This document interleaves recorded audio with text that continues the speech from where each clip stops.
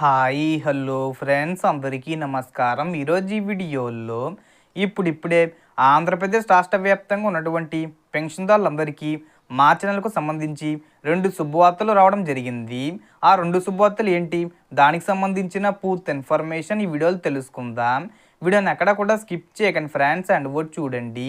వీడియోని స్టార్ట్ చేసే ముందు మీకు ఒక small request friends, AP government నుంచి పెన్షన్దారులకు సంబంధించి మరియు ఇతర పథకాలకు సంబంధించి ఏ చిన్న అప్డేట్ వచ్చినా మీరు మిస్ కాకుండా ఉండాలంటే వెంటనే మన ఛానల్ని సబ్స్క్రైబ్ చేసుకోండి.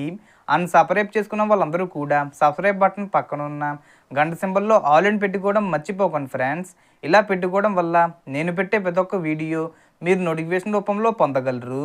అండ్ వీడియో మీద నచ్చితే లైక్ చేయండి ఫ్రెండ్స్. సో ఏమాత్రం లేట్ చేయకుండా వీడియోలోకి వెళ్ళిపోదాం. సో ఆంధ్రప్రదేశ్ రాష్ట్ర ముఖ్యమంత్రి నారా చంద్రబాబు నాయుడు గారు అధికారంలోకి వచ్చిన వెంటనే ఎంతో ప్రతిష్టాత్మకంగా అమలు చేసిన పథకమే ఎన్టీఆర్ భరోసా పెన్షన్లు. గత ప్రభుత్వంలో 3,000 రూపాయల పెన్షన్ మాత్రమే ఇచ్చేవారు. కానీ కూటమి ప్రభుత్వం అధికారంలోకి వచ్చిన తర్వాత అర్హత కలిగినటువంటి సామాజిక భద్రతా పెన్షన్లు తీసుకునే వారికి 3,000 రూపాయల పెన్షన్ కాస్త 4,000 రూపాయలు పెంపు చేశారు. ఇక వికలాంగులకు వచ్చేసి 6,000 రూపాయలు డైరెక్ట్గా పెంపు చేయడం జరిగింది.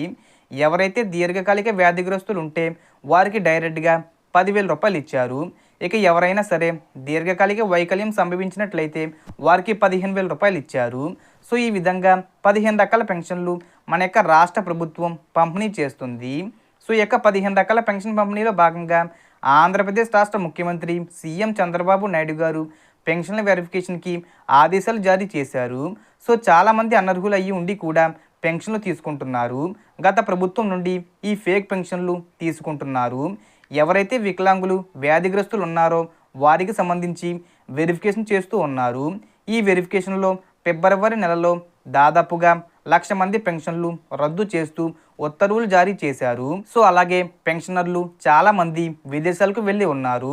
అంటే పెన్షన్లు ఎవరి మంత్ తీసుకోకుండా వాళ్ళు ఫారెన్స్కి అట్లా వెళ్ళిపోవడం లేదా వేరే ప్రాంతాలకు వెళ్ళిపోవడం, అక్కడ నుంచి ఇక్కడికి వచ్చి ఎవరి మంత్ 1 లేదా 2 తేదీల్లో వచ్చి పెన్షన్లు తీసుకోలేకపోతున్నారు. సో ఇట్లాంటి వాళ్ళందరినీ తొలగించి కొత్త వాళ్ళకి పెన్షన్ ఇచ్చినట్లయితే, అంటే పాత పెన్షన్ల ప్లేస్లో కొత్త పెన్షన్లు ఇస్తే ప్రభుత్వం పైన చాలా వరకు భారం తగ్గుతుందని రాష్ట్ర ప్రభుత్వం భావిస్తుంది. సో బాగా గుర్తుపెట్టుకోండి, మొదటి నెలలో పెన్షన్ తీసుకోకపోతే రెండో నెలలో తీసుకుంటే మొదటి నెల పెన్షన్ రెండో నెల కలిపి రెండో నెలలో ఇస్తారు. రెండో నెలలో కూడా పెన్షన్ తీసుకోకపోతే 3 నెలల పెన్షన్లు ఒకేసారి మూడో నెలలో ఇస్తారు. ఇన్ కేసు ఒకవేళ మీరు మూడో నెలలో కూడా పెన్షన్ తీసుకోకపోతే పెన్షన్ ఇవ్వరు. మీ పెన్షన్ అనేది ఇన్యాక్టివ్ అయిపోతుంది. మీకు అర్హత ఉంటే మళ్ళీ మీ పెన్షన్ రీయాక్టివేట్ చేసుకోవచ్చు.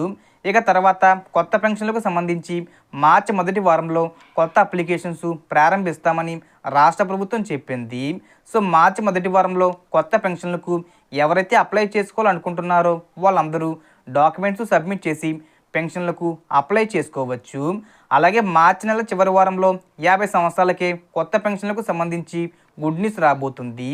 దీనిపైన మార్చ్ ఎండింగ్లో మనకు ఒక స్పష్టత వస్తుంది. కొత్తగా అప్లై చేసుకోవాలనుకునే వారికి కావాల్సిన డాక్యుమెంట్స్ చూసుకుంటే ఆధార్ కార్డ్ జిరాక్స్ ఖచ్చితంగా ఉండాలి. అలాగే మీకు రేషన్ కార్డు ఉండాలి. అలాగే క్యాస్ట్ ఇన్కమ్ సర్టిఫికెట్లు కూడా ఉండాలి. అలాగే బ్యాంక్ అకౌంట్ జిరాక్స్ కూడా పెట్టుకోండి.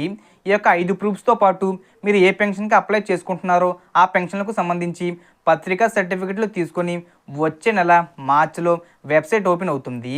సో వెబ్సైట్ ఓపెన్ అయిన వెంటనే మీరు వెళ్ళి అప్లై చేసుకోవచ్చు. సో దీనికి సంబంధించి ఏ చిన్న ఇన్ఫర్మేషన్ వచ్చినా నేను వీడియో చేసి పోస్ట్ చేస్తాను. ఆ యొక్క అప్డేట్స్ మీరు మిస్ కాకుండా ఉండాలంటే వెంటనే మన ఛానల్ని సబ్స్క్రైబ్ చేసుకోండి. సో టోటల్ ఇన్ఫర్మేషన్ ఇది ఫ్రెండ్స్. మీకు ఈ వీడియో నచ్చితే లైక్ చేయండి, షేర్ చేయండి అండ్ సబ్స్క్రైబ్ చేసుకోండి. Thanks for watching.